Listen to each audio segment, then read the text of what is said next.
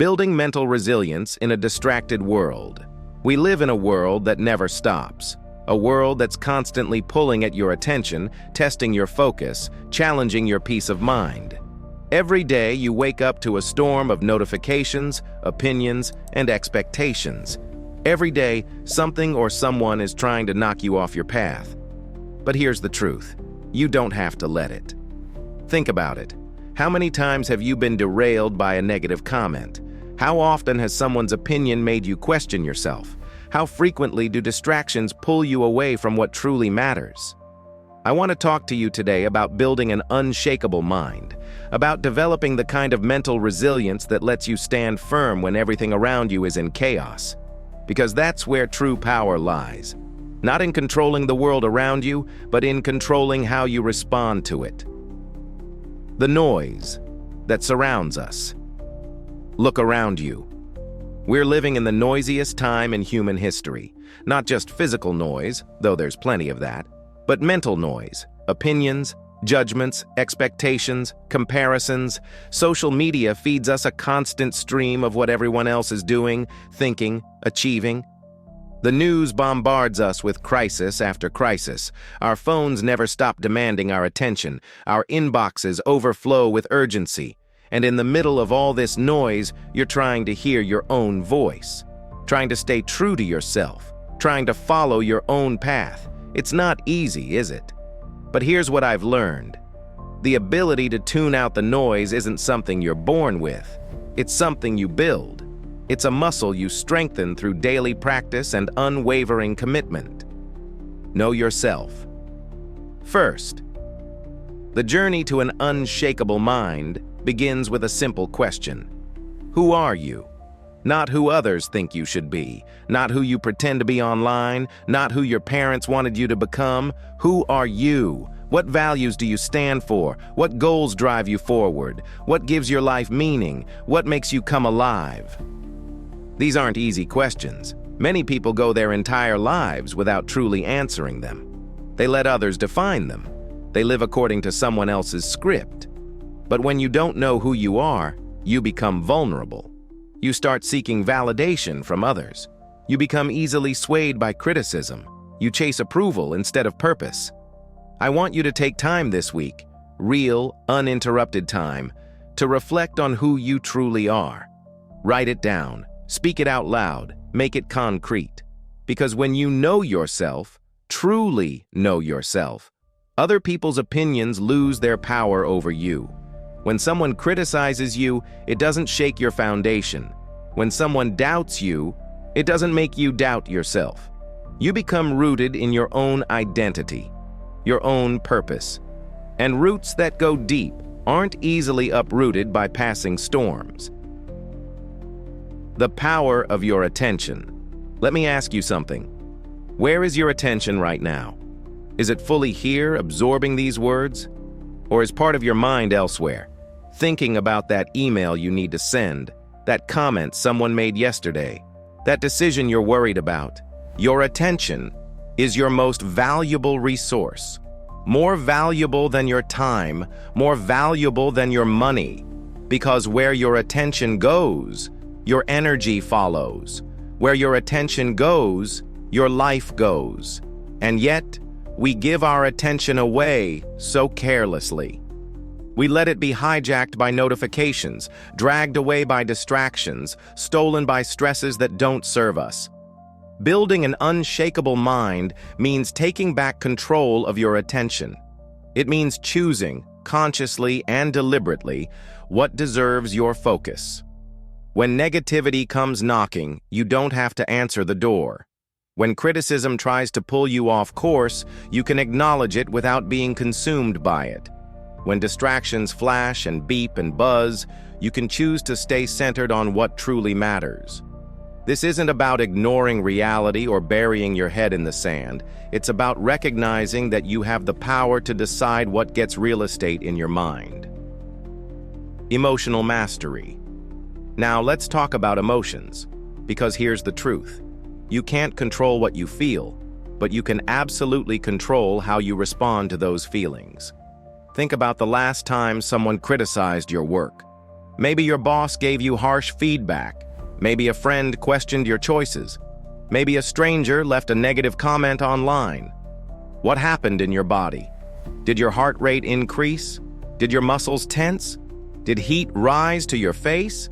That's your emotional response, automatic, instinctive, beyond your control. But what happened next? Did you lash out defensively? Did you spiral into self-doubt? Did you obsess over it for days? Or did you take a breath, consider the feedback objectively, and respond thoughtfully? That's your behavioral response, and it's completely within your control. Emotional mastery isn't about never feeling negative emotions. That's impossible and, frankly, unhealthy. Emotional mastery is about creating space between what you feel and how you act.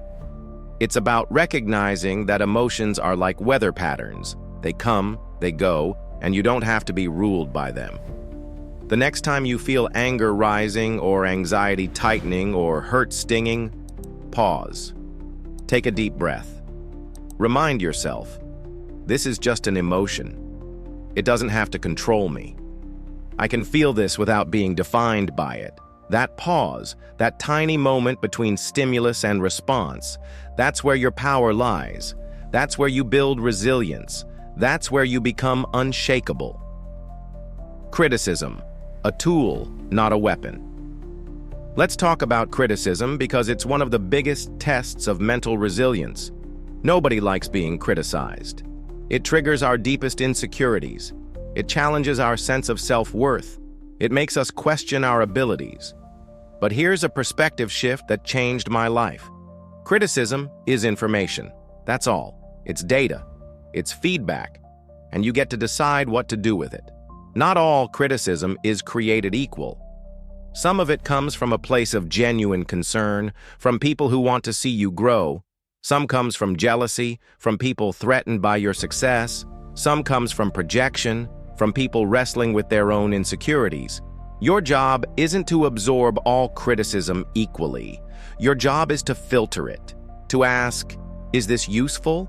Does this help me grow? Does this person have the context and expertise to offer valuable feedback? Does this align with my values and goals? If the answer is yes, then take the lesson without taking offense.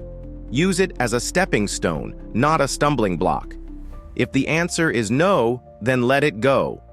Don't give it power over you. Don't let it occupy space in your mind rent-free. Remember, the most successful people in history faced criticism. They were told they were wrong, crazy, incapable. If they had listened to every critic, they would never have achieved greatness. Don't let someone else's opinion become your reality. You know yourself. You know your path. Trust that knowledge above all else. The enemy within. Battling self-doubt. Now, let's address the most persistent critic you'll ever face. The one in your own head. That voice that whispers, you're not good enough, not smart enough, not talented enough, not deserving enough. We all have it. That inner critic that catalogs our failures and minimizes our successes. That voice of self-doubt that grows louder exactly when we need confidence the most. But here's what you need to understand. That voice isn't you. It's just a pattern of thought, shaped by past experiences, reinforced by fear. And like any pattern, it can be changed. The first step is awareness. Notice when self-doubt appears. What triggers it? What does it say? How does it make you feel? The second step is separation. Learn to see that voice not as me, but as a thought passing through your consciousness. Not as truth, but as one perspective among many. The third step is challenge. When that voice says, you can't do this, ask, says who? Where's the evidence? What if I could? When it says you'll fail, ask, what if I succeed? And even if I don't, what will I learn? And the final step is replacement. Create a new voice, one of self-compassion, self-belief, self-encouragement. Speak to yourself as you would speak to someone you love deeply. This isn't about toxic positivity or denying reality. It's about recognizing that your inner narrative shapes your outer reality. It's about choosing a story that empowers rather than diminishes you. Because when you conquer the enemy within, the enemies without lose their power over you. Purpose, your North Star. What gets you out of bed in the morning? What drives you to push through fatigue, overcome obstacles, face rejection, and still keep going? What gives your struggle meaning? Whatever your answer, that's your purpose. That's your North Star. That's what will keep you oriented when life tries to throw you off course. Purpose isn't always some grand mission. It doesn't have to be ending world hunger or revolutionizing an industry, though it certainly can be. Purpose can be raising kind, courageous children. It can be creating art that moves people. It can be building a business that serves your community. It can be living with such integrity that you inspire others to do the same. What matters isn't the scale of your purpose, but its authenticity. Does it resonate in your bones? Does it align with your deepest values? Does it energize rather than deplete you? When you have a clear purpose, distractions lose their power. Criticism becomes background noise. Setbacks become temporary challenges rather than defining failures. Your purpose becomes the filter through which you make decisions. Will this bring me closer to my purpose or pull me away from it? Does this align with who I am and what I stand for? In a world designed to distract you, purpose is your anchor. In a culture that wants to define you, purpose is your declaration of independence. Find it, refine it, return to it daily. Let it be the compass that guides you through life's storms. Building resilience through adversity. Life will test you. That's not pessimism, it's reality. You will face rejection. You will experience failure. You will endure loss. You will hit walls that seem insurmountable. You will have days when you wonder if you have the strength to continue. These moments aren't deviations from life's path. They are the path. And how you respond to them determines not just your success, but your character. Resilience isn't about never falling. It's about rising every time you fall. It's about extracting wisdom from failure. It's about finding strength in your struggles. It's about using pain as fuel for growth. I want you to think about the hardest challenge you've overcome in your life. Remember how impossible it seemed at the time? Remember the doubt, the fear, the uncertainty? And yet, here you are. You survived. You learned. You grew stronger. That's resilience. And each time you practice it, you build more of it. The next time you face adversity, because you will, remind yourself, this is not the end of my story. This is just a difficult chapter. I have overcome before, and I will overcome again. Resilience isn't something you're born with or without. It's something you build, decision by decision, day by day. Each time you choose courage over comfort, growth over safety, perseverance over surrender, you're building resilience. And over time, you become the kind of person who isn't broken by challenges, but transformed by them. Your circle of influence. Look around you. Who are the 5 people you spend the most time with? Now ask yourself, do they lift me up or bring me down? Do they challenge me to grow or encourage me to settle? Do they believe in my potential or reinforce my limitations? The truth is uncomfortable but undeniable. You become like the people you surround yourself with. Their attitudes, their beliefs, their energy, it all rubs off on you, whether you realize it or not. I'm not saying you should only surround yourself with perfect, positive people. That's neither realistic nor desirable. But I am saying you should be intentional about your circle of influence. Seek out people who tell you the truth, not just what you want to hear. People who believe in you, especially when you don't believe in yourself. People who have qualities you admire and want to develop. People who are on their own journey of growth. And sometimes, this is the hard part, you may need to create distance from relationships that consistently undermine your confidence, drain your energy, or pull you back into old patterns you're trying to break. This isn't selfish, it's necessary. Because you cannot build an unshakable mind in a toxic environment. Your mental resilience is too important to be sabotaged by relationships that don't serve your highest good. Choose your circle wisely. It's one of the most important decisions you'll ever make. The practice of presence. Let me ask you something. How much of your stress comes from regretting the past or worrying about the future? If you're like most people, the answer is almost all of it. We torture ourselves over mistakes we can't undo. We anxiously anticipate problems that may never happen. We miss the only moment we can actually influence, this one, right here, right now. Mental resilience requires presence. It requires the ability to focus fully on what's in front of you, rather than being pulled into regrets about yesterday or anxieties about tomorrow. This isn't some abstract spiritual concept. This is practical psychology. When your mind is in the present, you have access to all your resources, your intelligence, your creativity, your courage. When your mind is trapped in the past or future, you operate from a place of limitation. The good news is that presence is a skill you can develop. Here's how you start. Several times a day, pause whatever you're doing. Take a deep breath. Feel your feet on the ground. Notice the sensations in your body. Observe the thoughts passing through your mind without getting caught up in them. Engage fully with your immediate environment. Do this consistently, and you'll start to break the habit of time traveling in your mind. You'll develop the ability to be fully present with whatever challenge is actually in front of you, rather than the 1,000 imaginary challenges your mind can conjure. And when you're fully present, you're at your most powerful. You're at your most resilient. You're at your most unshakable. Turning knowledge into action. Everything I've shared with you today about knowing yourself, controlling your attention, mastering your emotions, handling criticism, overcoming self-doubt, living with purpose, building resilience, choosing your circle, and practicing presence. None of it matters if you don't act on it. Knowledge without action is just entertainment.